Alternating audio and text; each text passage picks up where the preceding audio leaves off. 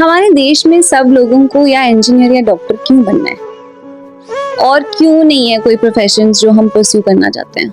Lack of awareness, lack of option की awareness जो है, आई थिंक बच्चों को आज की डेट में तो इंटरनेट आ रहा है, धीमे धीमे पता भी चल रहा है। जिस जमाने से हम लोग आते हैं उस समय इंटरनेट भी नहीं था और एक ही चीज़ पता होती थी कि इंजीनियर बन जाओ या डॉक्टर बन जाओ तो जीवन सफल हो जाएगा। और इसमें मुझे लगता है कि हमारे माँ बाप की इनसिक्योरिटी ज़्यादा थी।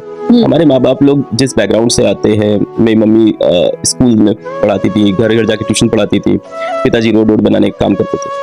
तो हमें लगता है वो जो एक बैकग्राउंड होता था उस जमाने में ये समझा जाता था कि जो इंजीनियर्स बनते हैं वो बहुत पैसे कमाते हैं, जो कि सच बात भी थी। उस समय भाई सरकारी जॉब ऐसी होती थी कि लोगों को बुला बुला के दी जाती थी। कहा जाता था कि सरकारी जॉब निकालना इतना मुश्किल नहीं हुआ करता था उस जमाने में, और इंजीनियर्स को बाबू साहब बोलते थे।